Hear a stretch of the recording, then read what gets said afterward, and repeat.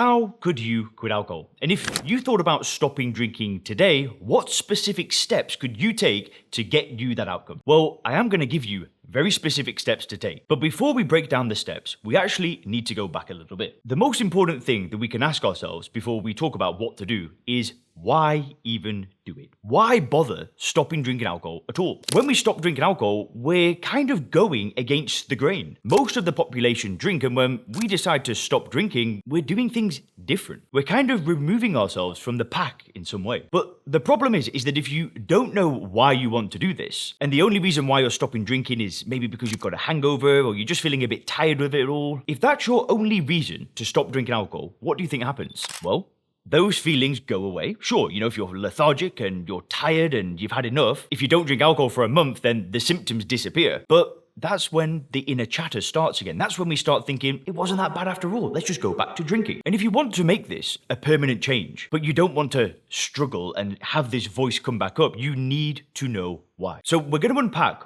why you should stop drinking alcohol, and then we'll talk about how. A quick introduction, my name is Leon Sylvester. I'm the founder of SoberClear.com, and if you want information on how we help business owners and professionals stop drinking within as little as 48 hours using a totally new method, just go to SoberClear.com. You can see reviews of the program, you can see how we get a 92% success rate, and if you actually want to book a call, you can click the link in the description, and you and I can book a short call where I'll outline the program to you, and then we can really figure out whether it could be a good match for you. So if you want to take action and you want to do something, click the link in the description, book a call, let's have a conversation, and if you want information, just go to the website. So why should you stop drinking? Well, there's always one reason why, and it's because some element of pain comes into your life. See, there's people that drink alcohol and they never really experience any pain. They're kind of in this honeymoon phase. That happened to me when I first started drinking. It just didn't cause pain. I genuinely thought the benefits totally outweighed the negatives. Okay, there were tiny amounts of pain, but it just wasn't enough for me to take action. But what happens is slowly over time, the pain starts increasing and the benefits start disappearing. And when that pain increases, that's when we start thinking, maybe I should be doing something different. But it gets a bit tricky with alcohol. So let's go through a little exercise. So right now, just assess your life for a second. Just assess your life, maybe get a pen and paper, write this down, and start writing down what's causing pain for you in your life right now. And I'll share the kind of things I would have wrote down when I was drinking. I might have wrote down, I'm overweight, I'm bloated. I probably would have wrote about feeling unconfident about myself. I had low self-esteem. Maybe I would have wrote about my financial situation, that I've been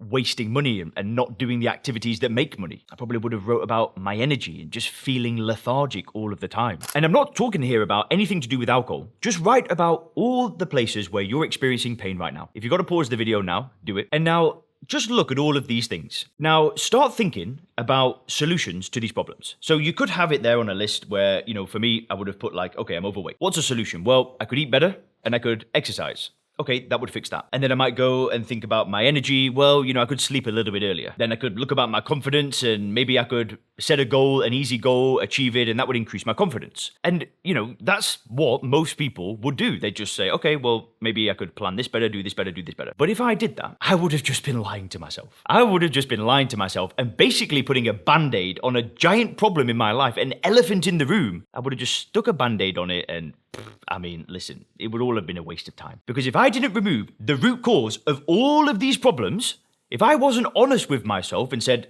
the answer to this isn't exercise, the answer to this isn't improving my nutrition, the answer to all of these things, the main cause of pain in my life isn't these things, it's the drinking that causes them. And you want to know a sad thing? Most people aren't willing to admit that to themselves. Most people are not willing to admit that they're addicted to a drug that is causing damage to every area of their life. It's slowing them down in every area, and they're not willing to look at that drug and say, that is the cause of my issues. If only I removed that, all my sources of pain, all the things that are making me feel just terrible about myself, well, if I just removed alcohol, all of those things would start improving. And it's an asymmetrical thing that we can do. All we do is not drink, and it's such a simple thing to not do. We just don't do this, and then our entire life gets better. But I'll tell you why this is so difficult to do. We have a very short-term memory with drinking, with all drugs. The hard thing is admitting this to ourselves if alcohol isn't causing pain in the immediate moment. So if we wake up with a hangover, or I don't know, we did something stupid the night before and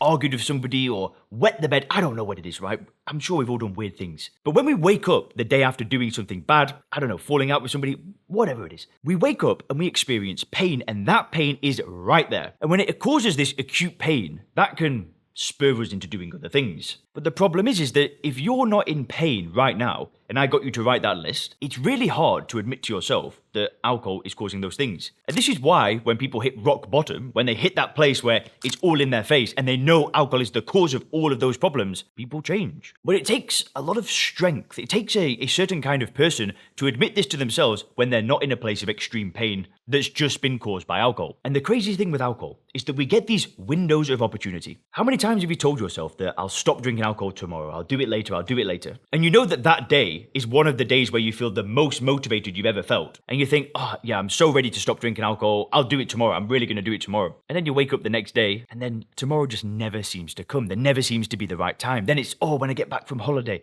after that wedding, whatever. So you have two options. You either spot these windows of opportunity, the next one that comes around, you do something, you take some action, or the alternative is that you get 100% real with yourself, stop lying to yourself, and see alcohol as the cause of pain in your life, and it's the number one cause. If you don't see it as the number one cause, and you don't see it as something that could change your life in a positive way, why even bother doing it? Why even bother stopping? You'll just do what everybody else does, where they stop for a week, and then they feel a bit better, and then think, oh yeah, who cares? It wasn't that bad. Boom, the cycle repeats. So if you feel like it's time to change, and you're either being real with yourself, or this right now is one of your windows of opportunity, then boy oh boy, what a great moment this is. But right now, what I'm going to encourage you to do next is take some action. You can't make progress thinking about changing. We make progress when we actually do things. We could sit around and we could plan all day like a 12-week exercise program where we're going to lose all this weight and eat right and get in the best shape ever. And we can sit there and plan until our fingers no longer work. But until you actually follow that plan and get yourself to the gym and take some specific action, and where you maybe hire a trainer at the gym that day and you book out 12 weeks of personal training sessions to commit to that plan, until you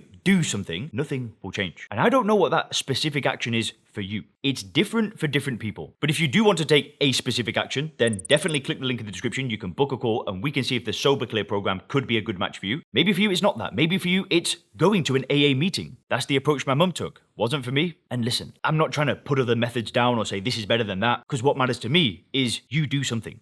You don't sit there and think about change, you actually start getting things in motion. And if you actually click the video on the screen now, you can learn why so many people are stopping drinking. Have a great day.